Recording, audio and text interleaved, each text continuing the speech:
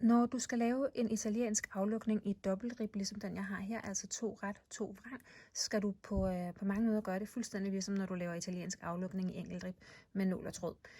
Du skal altså sy igennem alle masker på din pind 2 gange. Først den forkerte vej, altså den modsatte vej af masken, og derefter den rigtige vej.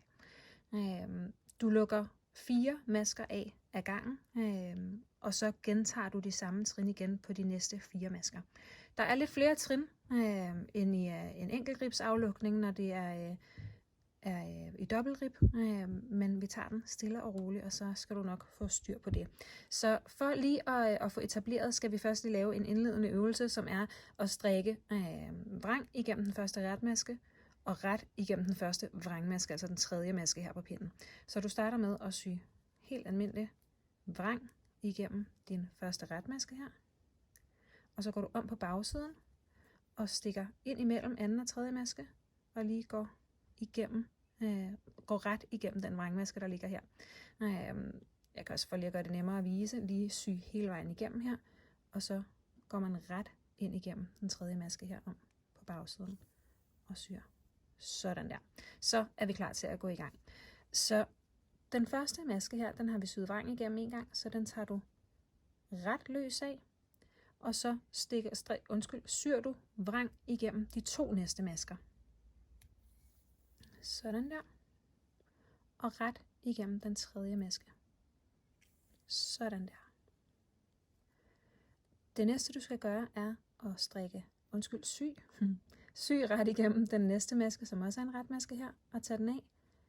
Den der ligger her, den næste vrangmaske, den har vi allerede syet igennem, så vi går videre til den der nu er tredje maske på pinden her, retmasken, og syr vrang igennem den.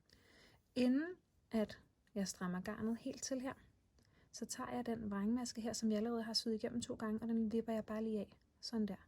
Så den lægger sig ned lige så fint. Sådan der. Og så skal vi have den her af vrang, for det er en vrangmaske. Og så skal vi ind i den tredje maske her, og sy den ret. Sådan der. Nu har vi lukket de første 4 masker af i dobbeltrib. Vi er igen nået til den første retmaske i en gentagelse, som vi har syet igennem vrang en gang, og vi har syet ret igennem den tredje maske her, fuldstændig ligesom da vi startede over i enden her. Så vi tager den lige igen, stille og roligt her. Den første maske tager du ret løs af, og syr vrang igennem de 2 næste masker. Sådan der. Nu syr du ret ind igennem den tredje maske, så du får nålen om på bagsiden her. Sådan. Den næste maske tager du ret løs af, og så syr du vrang igennem tredje maske på pinden. Inden du strammer til, løfter du lige den næste maske her af. Sådan der. Når du syr til her, så sørg for ikke at stramme så meget, at du får gjort din kant uelastisk. Du skal bare lige trække til, så maskerne lukker sig og lægger sig pænt. Den næste maske, vi skal have af her, det er en vrangmaske, så den tager vi af vrang. Sådan der. Og så skal vi ret igennem tredje maske her. Det var de næste 4 masker. Så det er hele gentagelsen en gang til. Så den første maske i gentagelsen tager vi ret af. Sådan der. Og så vrang igennem de 2 næste masker.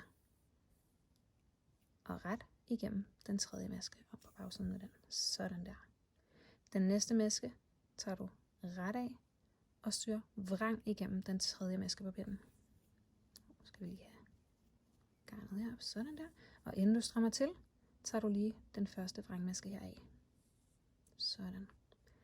Den næste maske skal vrang af, og så skal du strikke ret igennem den tredje maske.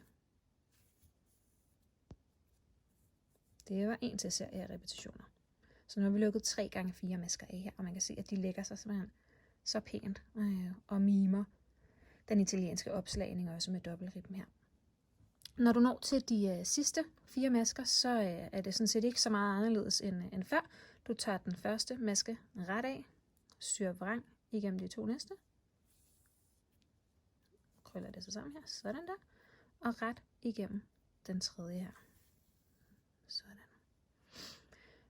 Nu skal vi have den her ret af, og så skal vi vrang igennem den sidste.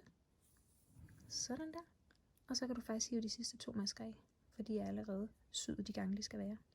Så har du afsluttet din italienske aflukning i dobbeltrib, og din kant ligger lige så fint og elastisk.